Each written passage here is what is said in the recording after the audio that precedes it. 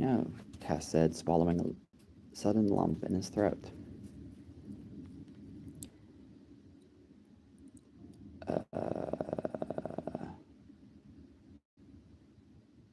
Wait, he said, okay.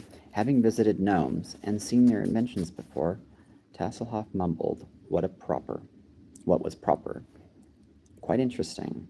Truly an advanced design in chairs. No, it isn't, Nimsh snapped, much to Tass's amazement. It's a rotten design. Belonged to my wife's first cousin.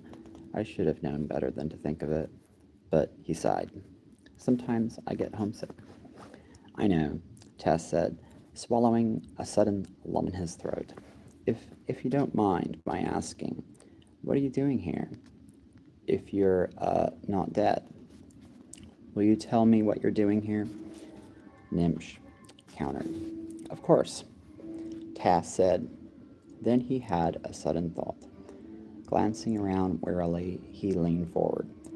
No one minds, do they? He asked in a whisper. That we're talking, I mean. Maybe we're not supposed to. They don't care. Nimsh said scornfully. As long as we leave them alone, we're free to go around anywhere. Of course, he added. Anywhere looks about the same as here, so there's not much point. I see, Tass said with interest. How do you travel? With your mind. Haven't you figured that out yet? No, probably not. The Kender snorted. Kender were never noted for their brains. Gnomes and Kender are related. Tass pointed out in miffed tones. Miffed.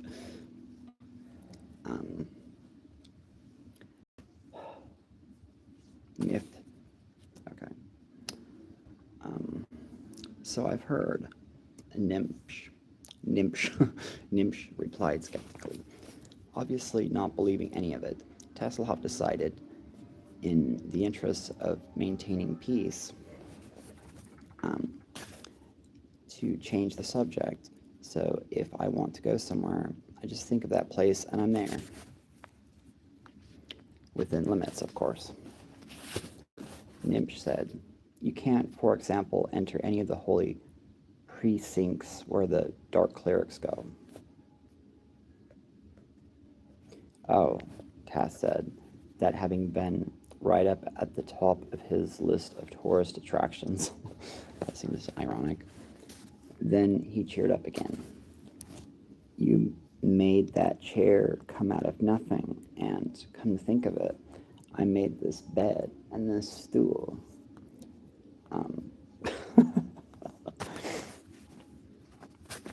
If I think of something, it will just appear. Try it. Nimsh suggested. That's a weird name. Nimsh. Tass thought of something. Nimsh, hello, snorted as a hat rack appeared at the end of the bed. Now that's handy. I was just practicing, Tass said in hurt tones. You better watch it, the gnome said, seeing Tass's face light up. Sometimes things appear, but not quite the way you expected. Yeah, Tass suddenly remembered the tree and the dwarf. He shivered. I guess you're right. Well, at least we have each other. Someone to talk to. You can't imagine how boring it was. The Kender settled back on the bed, first imagining, with caution, a pillow. Well, go ahead. Tell me your story. You start. Nimsh glanced at Tass out of the corner of his eye. No, you're my guest. I insist. I insist. You, after all. I've been here longer. How do you know? I just do. Go on. But Tass suddenly saw this was going nowhere. And though they apparently had all eternity, he didn't plan on spending it arguing with the gnome.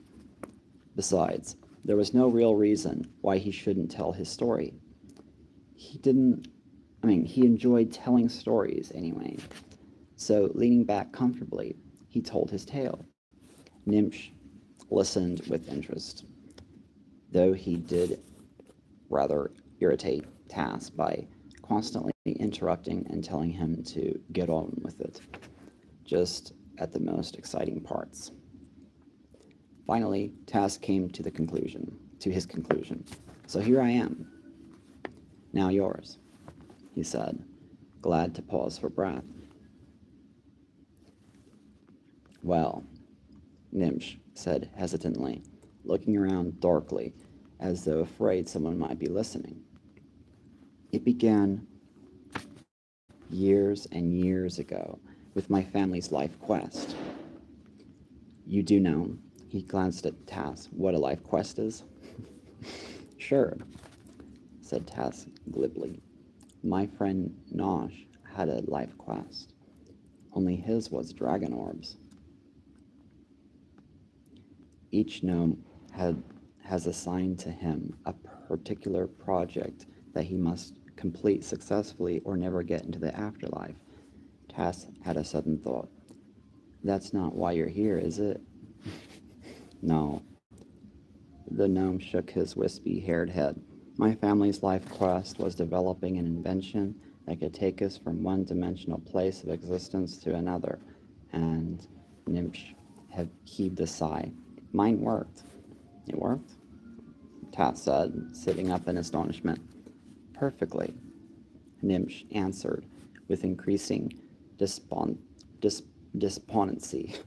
So this is kind of funny because it's like Tasselhoff is with a tinker gnome, stuck on her bed, watching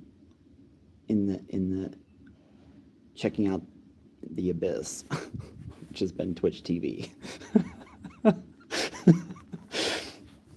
Nimsh glanced at him.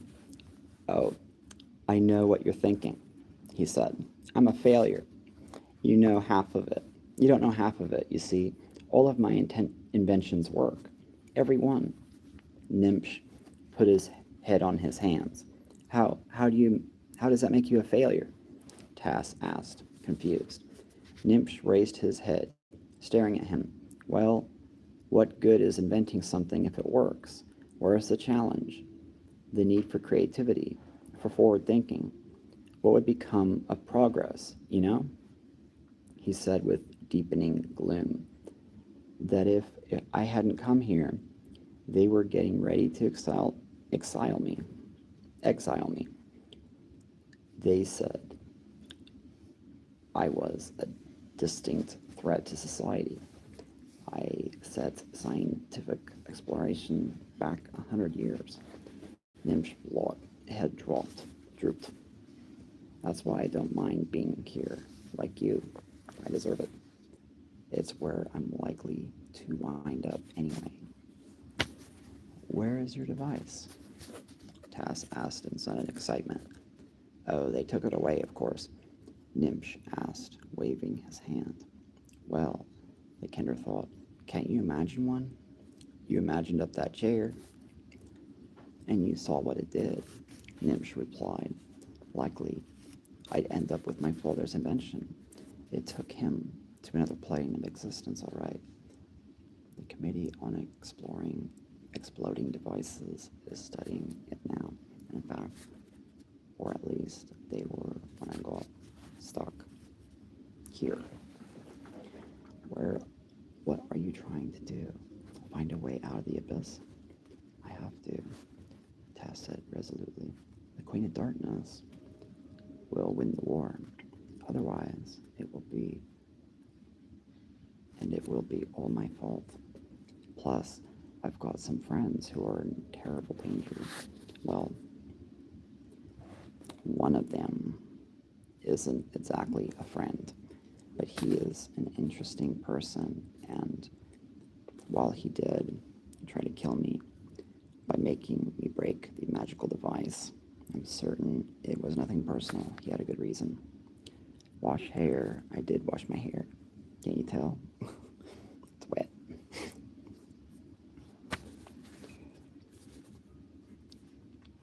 Tas stopped. That's it, he said, springing up off the bed. That's it, he cried in such excitement that the whole forest of hat racks appeared around the bed, much to the gnome's alarm. Nimsh slid off his stool, eyeing Tass warily. What is it? Um, he demanded, bumping into a hat rack.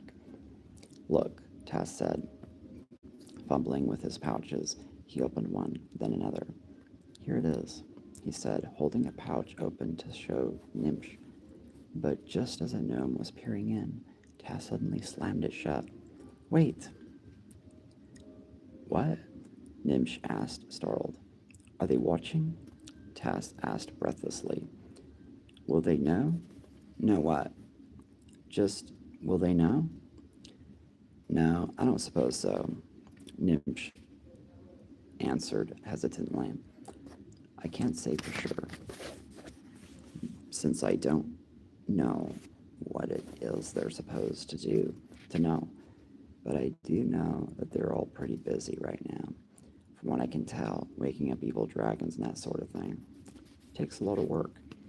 Good, Tass said grimly, sitting on the bed. Now look at this. He opened his pouch and dumped out the contents. What does that remind you of? The year my mother invented the device designed to wash dishes, the gnome said.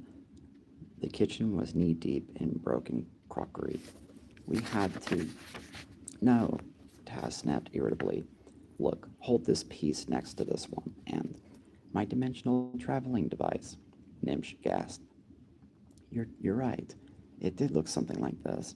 Mine didn't have all these geek-aw jewels, but... No, look, you've got it all wrong. I think that goes here, not there. Yes, see? And then this chain hooks on here and wraps around like so. And that's not quite the way it must go. Wait, I see.